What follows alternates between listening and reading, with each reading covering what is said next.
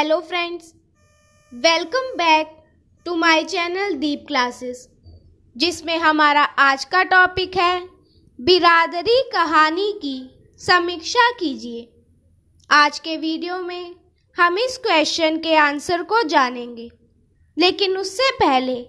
अगर आप हमारे चैनल पर नए हैं या आपने अभी तक हमारे चैनल को सब्सक्राइब नहीं किया है तो इसे सब्सक्राइब कर लें,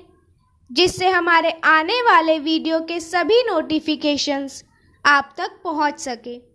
साथ ही एमएचडी से रिलेटेड अदर वीडियोस के लिए आप हमारे चैनल की प्लेलिस्ट में जाकर उन्हें देख सकते हैं। तो चलिए बिना देरी किए हम अपना आज का टॉपिक स्टार्ट करते हैं। बिरादरी कहानी मुख्यतः नौकरी पेशा मध्यम वर्गीय लोगों के बीच की कहानी है। मध्यम वर्ग अपनी तमाम विसंगतियों और झूठ के आवरण के मध्य जीने को अभिशप्त है। अतः बिरादरी कहानी इसी प्रकार की कहानी है तथा बिके हुए बुद्धिजीवियों पर व्यंग्य है। इनमें से कोई भी कभी कम्युनिस्ट रह चुका है और कोई सोशलिस्ट, लेकिन अब वह सिर्फ एक प्रकार के पालतू हैं। कहानी को मय पात्र के विभिन्न अंतर विरोधों के माध्यम से समझा जा सकता है तथा इस कहानी के अन्य चरित्रों का खोखलापन भी उनकी हरकतों से यथार्थ रूप से सामने आता है, क्योंकि उनके क्रियाकलाप बेहद सतही तथा निम्न किस्म के हैं और वास्तव में समाज में खींची गई जाति धर्म की विभाजक रेखा का मुख्य रूप से उत्तरदायी भी यही वर्ग है, क्योंकि हर मामले को अपने अनुरूप छोटे छोटे तंग खानों में बांटकर देखना मध्य वर्ग की एक खास प्रवृत्ति है। शानी इसीलिए ही बिरादरी की संरचना में बृहत्तर भारत में विस्तृत क्षेत्र में फैले बुद्धिजीवी नौकरी पेशा मध्य वर्ग को अपनी कहानी के केंद्र में रखते हैं। कहानी के मूल पाठ में त्रिपाठी की अंगूठी चोरी नहीं हुई थी और निरपराध साबिर की पिटाई बस गुसलखाने में पकड़ जाने के शक की वजह से हुई थी। इस 10-12 साल के नाबालिग लड़के की लात घूसों से अधिक पिटाई करना कि उसके मर जाने का संदर्भ भी लोगों की बातचीत से आ जाता है और इससे यह साबित होता है कि कमज़ोरों का शोषण करने में त्रिपाठी जैसे वर्ग सबसे आगे हैं। बर्मन, भट्ट और चौधरी जैसे पात्र भिन्न भिन्न बोली तथा भिन्न भाषी इलाकों का प्रतिनिधित्व करते हुए भी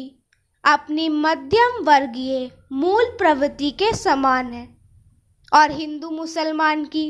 सांप्रदायिक मानसिकता के संदर्भ में भी वह बेहतर कट्टर है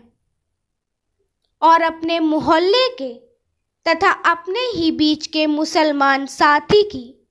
तर्कपूर्ण बातों से भी परहेज करने लगते हैं। इतनी अधिक पिटाई के बावजूद साबिर को अलग डपटकर भगाने वाला मुस्लिम व्यक्ति है तो उसे अत्यंत शक की निगाह से देखा जाता है और यह मान लिया जाता है कि वह मुसलमान होने के बाद उसे शह दे रहा है और साबिर की झुग्गी हटाने के लिए दिए जाने वाले प्रभावशाली लोगों की प्रार्थना पत्र की भनक तक उसे नहीं लगने दी जाती है, किंतु बहुसंख्यक आबादी के दबाव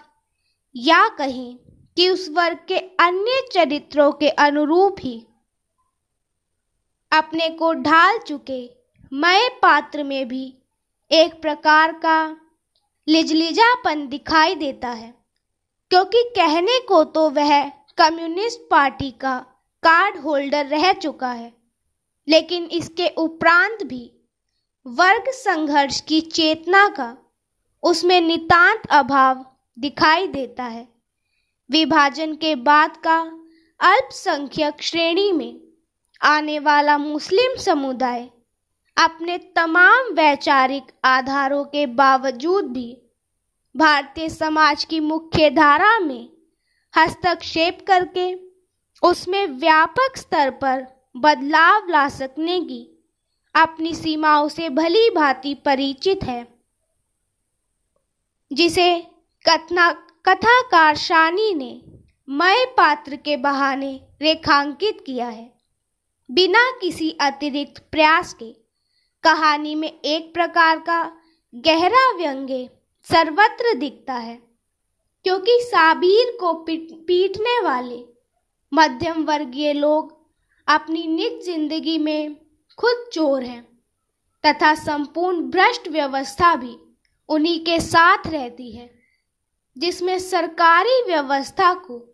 किसी गरीब की झुग्गी उजाड़ने में तनिक भी देर नहीं लगती, और वह भी इसके स्थान पर बिना किसी वैकल्पिक पुनर्वास की व्यवस्था के। कहानी का मय पात्र तथ्य की इस हकीकत को भलीभांति जानता तथा समझता है, किंतु बिना किसी विशेष कारण के उसे यह प्रमाणित करने का भरसक प्रयास करना पड़ता है कि वह किसी भी प्रकार से साबीर के साथ नहीं है, और इसमें उसका डर, असमंजस और विरोधाभास आदि भी शामिल है, तथा इसके साथ ही वह अपमानित होने से भी डरता है, और जिसका सशक्त उदाहरण भट्ट का दरख्वास्त पर दस्तखत कराने ना आना है। इस प्रकार यह स्पष्ट है कि प्रगतिशीलता का दावा करने वाले बिरादरी कहानी के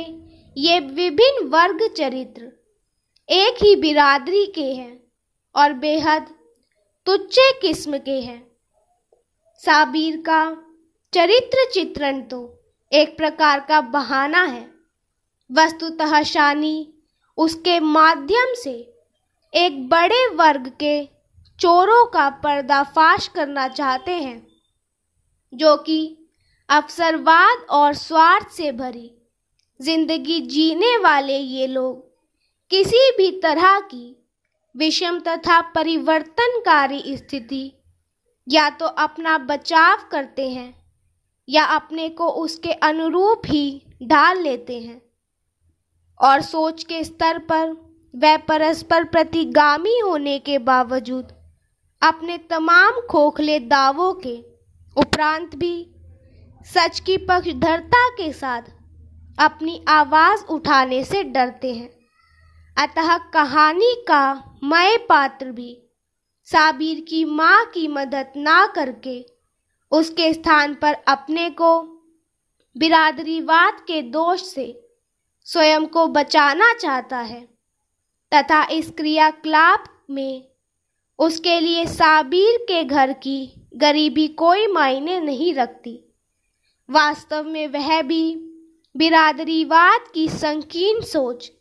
तथा उसकी मानसिकता से ऊपर नहीं उठ पाया है। यह संकट इस रूप में दोनों ओर है, किंतु यहाँ उसके संदर्भ और दबाव अलग है। अतः इसीलिए ही कहानीकार शानी मय पात्र के झूठ से कहानी को समाप्त करते हैं। तो इसी के साथ हमारा आज का वीडियो यही खत्म होता है, जिसमें हमने जाना बिरादरी कहानी की समीक्षा के बारे में। अगर हमारा आज का वीडियो आपको पसंद आया हो तो वीडियो को लाइक एंड शेयर करें और हमारे चैनल को सब्सक्राइब करें। Thank you for watching.